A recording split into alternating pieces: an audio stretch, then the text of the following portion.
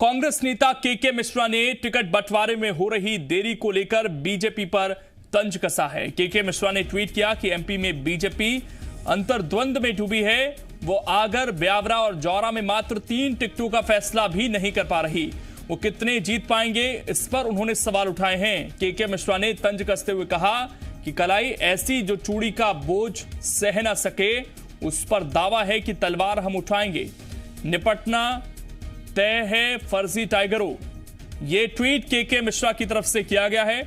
लगातार वो बीजेपी पर तंज कसते हैं, एक भी मौका नहीं छोड़ते। और जिस तरीके से देरी हो रही है बीजेपी के टिकट बंटवारे में, क्योंकि ये माना जा रहा है कि 25 नाम तो तय हैं जो कांग्रेस छोड़कर बीजेपी में शामिल हुए, लेकिन केवल 3 ही नाम तय करने थे और उन तीनों पर ही सहमति नहीं बन पा रही है। और इसी को के मिश्रा ने मुद्दा बनाया है। उन्होंने कहा कि दावा बड़ा है जीत का, लेकिन 3 नाम तो ये तय नहीं कर पा रहे। ऐसे में कितनी सीट जीत पाएंगे, इस पर उन्होंने सवाल उठाए हैं और साथ ही फर्जी टाइगर करार दिया है। उन्होंने कहा कि जो तमाम लोग अपने आप को टाइगर बताते हैं, ये सभी फर्जी हैं और इनका इस चुनाव में निपटना तय है।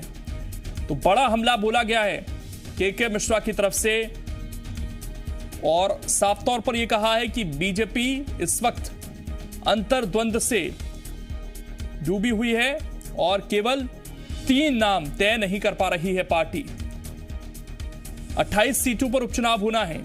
25 वो लोग चुनाव लड़ेंगे, लगभग तय है उनका चुनाव में जाना, जिन्होंने कांग्रेस छोड़कर भारतीय जनता पार्टी की सदस्यता ली। इनमें से कुछ लोग मंत्री भी हैं और बहुत कम संभावनाएं हैं कि इन सीटों पर कोई बदलाव होगा। लेकिन 3 सीटों पर ही नाम तय नहीं हो पा रहे हैं, जहां पर जो सिटिंग एमएलए थे उनका निधन हुआ। हमारे संवाददाता विवेक पटैया इस वक्त जुड़ गए हैं ज्यादा जानकारी के साथ। विवेक, के मिश्रा ने जो सवाल उठाए हैं उसमें एक चीज तो साफ है कि भारतीय जनता पार्टी को 3 ही सीटों पर फैसला करना था और वही नहीं हो पा रहा है, जबकि कांग्रेस 24 सीटों पर नए फ्रेश उम्मीदवार उतार चुकी है और उसके पास ये कहने का पूरा हक है कि हमने तो जल्द से जल्द सीटें तय कर ली। कुछ जगह पर काम चल रहा है, लेकिन केवल 3 सीट जिस बीजेपी को तय करनी थी वो अभी तक नहीं बता पा रही है। देखिए, दोनों के बीच आरोप प्रत्यारोप तो हो रहे हैं। के मिश्रा ने सवाल उठाए हैं और सवाल इसलिए भी उठाए हैं क्योंकि बीजेपी ने अभी तक एक भी प्रत्याशी घोषित नहीं की है। बीजेपी के 25 प्रत्याशी लगभग तय है, औपचारिक घोषणा बाकी है, लेकिन 3 सीटों पर बीजेपी को प्रत्याशी चयन करने में पसीना आ रहा है।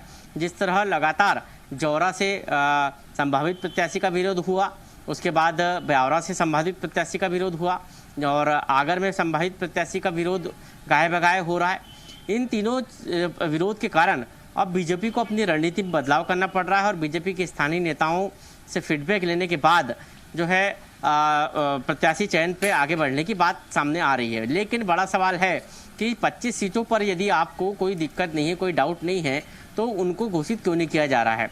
और सबसे बड़ी बात यही है कि इन 3 सीटों पर आखिर बीजेपी को इतना पसीना क्यों बहाना पड़ रहा है, और यही कारण है कि के मिश्रा सवाल खड़े कर रहे हैं। हालांकि कांग्रेस की भी स्थिति बहुत अच्छी नहीं है। कांग्रेस को भी 4 सीटों पर अभी भी प्रत्याशियों को चयन करना पड़ रहा है। 1 सीट पर कांग्रेस प्रत्याशी को बदल भी रही है। ऐसी स्थिति में कहीं ना कहीं बीजेपी और कांग्रेस के बीच भले ही जुबानी जंग हो, लेकिन परेशान तो दोनों ही पार्टियां हैं प्रत्याशियों को लेकर। के मिश्रा भले ही सवाल उठा रहे हो, लेकिन 4 सीटों पर खुद जो है द्वंद की स्थिति में कांग्रेस फंसी हुई है। बिल्कुल विवेक, मैं आपके पास लौटूंगा। आशीष अग्रवाल इस वक्त बीजेपी से हमारे साथ जुड़ गए हैं। आशीष अग्रवाल जी, बहुत स्वागत आपका जी मध्य प्रदेश छत्तीसगढ़ पर। और के मिश्रा ये सवाल पूछ रहे हैं कि केवल 3 ही सीटों पर नाम तय करने थे और उन्हीं में बीजेपी अभी भी उलझी हुई है। देखिए, क्या है, कांग्रेसियों के खुद के घर तो हैं शीशे के और दूसरों के संगमरमर के पत्थरों पे भी पत्थर फेंकने का प्रयास करते हैं, तो लौट के उन्हीं को लगता है। पहले के मिश्रा ये तो जवाब दे दें कि उन्होंने अभी तक राष्ट्रीय अध्यक्ष क्यों नहीं चुना। एक बीमारू और कार्यकारी राष्ट्रीय अध्यक्ष से काम चला रहे हैं, एक परिवार से बाहर नहीं निकल पाए, हमें ज्ञान दे रहे हैं। भारतीय जनता पार्टी के सभी कैंडिडेट तय हैं, सभी कैंडिडेट काम कर रहे हैं। चुनाव के कैलेंडर के अनुसार जब तय तिथि होगी उस समय एक औपचारिक घोषणा हो जाएगी। बाद बाकी हर कार्यकर्ता को मालूम है कि उस क्षेत्र से कौन चुनाव लड़ने वाला है। ठीक, आप बने रहिए आशीष जी। के मिश्रा जी इस वक्त हमारे साथ जुड़ गए हैं। के मिश्रा जी, बहुत स्वागत है आपका जी मध्य प्रदेश छत्तीसगढ़ पर। और ये कहना है आशीष अग्रवाल जी का कि आपके खुद के घर शीशे के हैं, फिर भी आप पत्थर उछालने की जहमत उठा रहे हैं, राष्ट्रीय स्तर पर नेता चुन नहीं पा रहे और हम पर सवाल उठा रहे हैं। देखिए, जब भारतीय जनता पार्टी के साथ कोई जवाब देने की स्थिति नहीं होती है तो मुद्दों से भटकने की कोशिश करती है। कांग्रेस पार्टी ने तो 28 सीटों में से 24 सीटों पर अपने उम्मीदवार करके मनोवैज्ञानिक बढ़त बना ली है। हम ये नहीं कहते हैं कि हम बहुत बड़ी अनुशासित पार्टी हैं, हम ये नहीं कहते हैं कि हम कैडर बेस्ड पार्टी हैं, हम तो मॉस बेस्ड पार्टी के लोग हैं। मगर वो भारतीय जनता पार्टी जिसका मैं अभी देख रहा था कि वो आप लोग दिखा रहे हैं कि उन्होंने अपनी रणनीति तय कर ली है। उम्मीदवारों को लिए सारे नेता फॉर्म भराने जाएंगे, डैमेज कंट्रोल की टीम बना ली। तो डैमेज कंट्रोल करेंगे किसके लिए? अभी फॉर्म किसके लिए बनाने जाएंगे? दूल्हा सजा नहीं और अब बारात की व्यवस्था कर रहे हैं पगड़ी पहनाने की। तो कम से कम पहले कैंडिडेट तो आप डिक्लेयर कीजिए कि कैंडिडेट कौन है। और 25 तो आयातित है आपके वहां, उनका घोषणा नहीं कर पा रहे हैं, क्या मजबूरी है? और 3 जिन्हें काल कौलित हो गए थे ईश्वरी उसके कारण, जिससे हमें सभी दुखी हैं, उनके भी नाम तय नहीं कर पा रहे हैं। तो कौन सी अनुशासित पार्टी, कौन सी कैडर बेस्ड पार्टी? बिल्कुल आशीष अग्रवाल जी, सवाल तो उठेंगे क्योंकि देरी जिस तरीके से हो रही है, केंद्रीय स्तर पर भी बातचीत हो चुकी है, लेकिन फिर से ये कहा जा रहा है कि अभी स्थानीय स्तर पर हम फिर से राय लेंगे कि किसे चुना जाना चाहिए। क्यों दिक्कत हो रही, क्यों एक राय अभी तक नहीं बन पा रही है?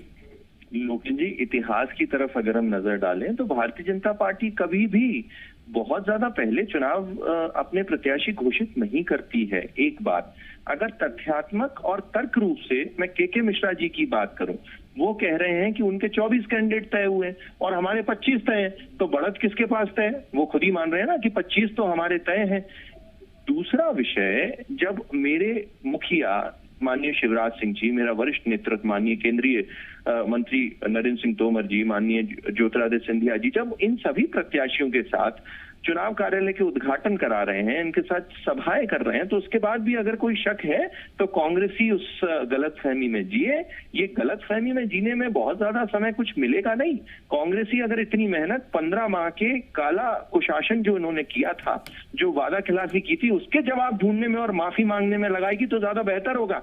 किसान का कर्ज माफ नहीं किया, बेरोजगारों को भत्ता नहीं दिया, बलात्कार पर बलात्कार बढ़े और खुद की एनसीबी रिपोर्ट लेके अब धरना दे रहे हैं। अरे कांग्रेसियों को तो एक बौद्धिक एक दिवालियापन का शिकार है और बिना तथ्य और तर्क के आरोप लगाने लगते हैं। आशीष अग्रवाल जी, लेकिन ज्यादा समय नहीं है, 10 दिन के अंदर नॉमिनेशन करना है, उसके बावजूद अभी तक केवल मंथन ही चल रहा है और केवल 3 ही तो सीट है सर। नहीं है, मैं आपसे कह रहा हूं ना, हाँ। सभी प्रत्याशी तय हैं, निर्णय ले लिया गया है। कैलेंडर के अनुसार जब फॉर्म भरने की जो तिथि होती है उससे 1-2 दिन पहले, 3 दिन पहले प्रत्याशियों की लिस्ट, मतलब ये तो नहीं आशीष जी कि वहां पर विरोध के स्वर ना उठे, इसीलिए लास्ट मोमेंट पर कैंडिडेट घोषित किया जाएगा? लोकेश जी, आप बड़े वरिष्ठ पत्रकार हैं, क्या आपको चुनावी कार्यालयों के उद्घाटन नहीं दिख रहे हैं? अरे प्रत्याशी नहीं होता तो कि चुनावी कार्यालय के उद्घाटन होते हैं क्या? वो प्रत्याशी जा रहा है, उद्घाटन कर रहा है, उसके फेवर में सभाएं चल रही हैं, कार्यकर्ताओं के साथ बैठक चल रही है। इसका स्पष्ट प्रमाण है कि भारतीय जनता पार्टी में सभी प्रत्याशी तय हो चुके हैं और भारतीय जनता पार्टी की रीति नीति के अनुसार उसमें जो तिथि पर जो हमारी एक औपचारिक लिस्ट आएगी वो आ जाएगी। बाद बाकी चुनावी प्रक्रिया में हमारा कार्यकर्ता लगा हुआ है, प्रत्याशी के साथ मेहनत कर रहा है। के मिश्रा जी, आपके भी 4 सीटें उलझी हुई हैं अभी। आशीष अग्रवाल जी ये कह रहे हैं कि हमारे तो 3 हो चुके हैं, 28 के 28 तय हैं। आप अपना देखिए। लोकेंद्र जी, देखिएगा, भारतीय जनता पार्टी 24 घंटे में झूठ बोलने का दूसरा कीर्तिमान स्थापित कर रही है।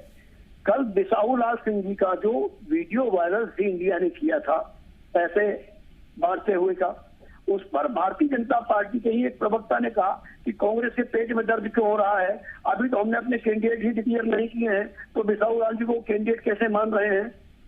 कल वो कह रहे हैं कैंडिडेट नहीं डिक्लेयर किए हैं और आज आशीष जी कह रहे हैं कि हमने कैंडिडेट डिक्लेयर कर दिए हैं, हमारे उद्घाटन हो रहे हैं, उनके कार्यालय के शुभारंभ में। तो आप क्यों झूठ परोसना चाह रहे हैं आशीष जी? मेरा निवेदन आपसे ये है कि आप कहीं प्रवक्ताओं में सामंजस्य नहीं है। एक तेरा यानी आचार संहिता का जब लागू उल्लंघन की बात लागू हो तब आप कहते हैं हमारे कैंडिडेट डिक्लेयर नहीं है, और जब इस विसंगतियों में आप फंस रहे हैं तो आप कह रहे हैं हमारे कैंडिडेट डिक्लेयर है। और डिक्लेयर है तो डिक्लेयर क्यों नहीं कर रहे हैं आप? भाई 25 लोग तो आयातित हैं, उन्हें तो आपको सिर्फ डिक्लेयर भर करना है, तो एक लेटर ही निकलना है। तो जब उसमें असमंजस है, आप नाम तय नहीं कर पा रहे हैं और कह रहे हैं कि हम अपनी सरकार चलाएंगे, मट्टा ये जीत रहे हैं, कहाँ से जीतेंगे? आशीष जी, झूठ फरेब बंद कीजिए, अपनी दरअसल की सच्चाई को स्वीकार करना सीखिए। ठीक, के मिश्रा जी, मैं इस पर जवाब लूंगा आशीष अग्रवाल जी से। हमारे संवाददाता विवेक पटैया भी जुड़े हुए हैं, वो भी सवाल करना चाहते हैं। विवेक, आप अपना सवाल कर सकते हैं।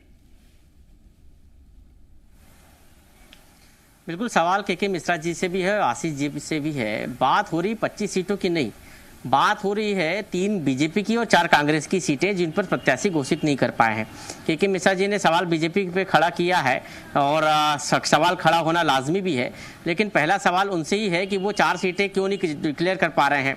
मेहगांव में आखिर ऐसी कौन सी स्थिति बन गई है कि वहाँ पर प्रत्याशी घोषित नहीं हो पाया। आशीष अग्रवाल जी से भी सवाल है कि इन 3 सीटों पर आखिर जो संभावित उम्मीदवार है उनका विरोध क्यों हो रहा है, और विरोध होने के बाद फिर उन 3 सीटों पर फिर से स्थानीय स्तर पर फीडबैक लेने की बात क्यों आ रही है, जिसमें ब्यावरा, आगर और जौरा शामिल है। तो दोनों ही दलों से ये सवाल है कि आखिर दोनों ही दलों ने इन 3 सीटों पर और 4 सीटों पर अभी तक प्रत्याशी नहीं उतारे हैं। जवाब ले लेते हैं। विवेक जी, आप तो बहुत राजधानी के सक्रिय संवाददाता हैं, आप खुद देखिएगा और आपने खुद बताया है, इस प्रदेश को दिखाया है, देश को, कि कांग्रेस पर सिंधिया जी के हटने के बाद भारतीय जनता पार्टी के नेता और आज भी भाजपा के प्रदेश अध्यक्ष भी आरोप लगा रहे हैं कि आज ही पढ़ा है मैंने कि दिग्विजय सिंह जी और कमलनाथ जी टॉर्च लेकर उम्मीदवारों को ढूंढ रहे हैं। शायद वो इस बात को भूल गए हैं कि 24 कैंडिडेट भारतीय जनता पार्टी से 15 दिन पहले हम उम्मीदवार आचार संहिता के पहले हम घोषित कर चुके हैं, बचे सिर्फ आज हैं। तो हो सकता है कि मैं आपसे बात कर रहा हूँ, उसके 1 घंटे बाद वो डिक्लेयर हो जाए, मगर वो लोग जिनके पास कैंडिडेट तय हैं वो घोषित क्यों नहीं कर पा रहे हैं?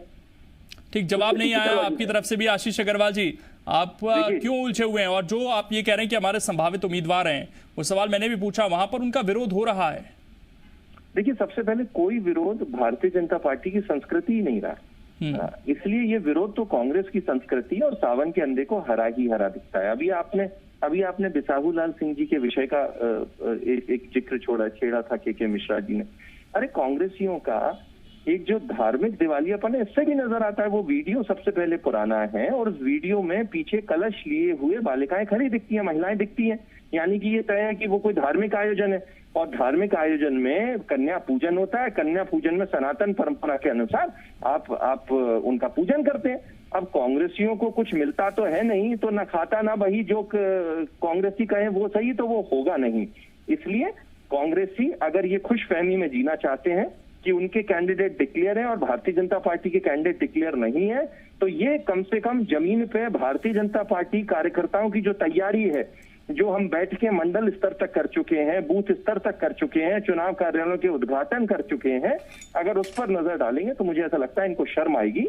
वैसे ये खुशफहमी 3 नवंबर, लेकिन आशीष अग्रवाल जी, अगर नाराजगी किसी तरह की नहीं है तो फिर इस तरह की रणनीति क्यों बन रही है कि बड़े नेताओं को भेजा जाएगा हर जगह पर और ये देखा जाएगा कहीं कोई नाराजगी है तो उन नेताओं को साधा जाए? इस तरह की बातें क्यों सामने आ रही हैं? नहीं, ऐसी कोई रणनीति नहीं है। भारतीय जनता पार्टी की पद्धति है, हमारे यहाँ के नेता नामदार नहीं कामदार होते हैं, सतत जनसंपर्क में होते हैं। तो अगर कोई भी चुनाव है तो उसमें छोटे से बड़ा कार्यकर्ता, हर व्यक्ति उस चुनाव को जीतने के यज्ञ में अपनी आहुति डालने के लिए नजर आता है, चाहे बड़ा नेता हो, चाहे केंद्रीय मंत्री हो, चाहे मुख्यमंत्री हो, चाहे पूर्व मुख्यमंत्री हो। तो ये तो हमारी नीति है। अब ये तो कांग्रेस में होता है कि जैसे अभी विवेक जी ने विषय उठाया कि ये जो इतने बड़े सीनियर लीडर हैं, राकेश चौधरी, आज तक उनका टिकट जो फिक्स नहीं कर पाए हों।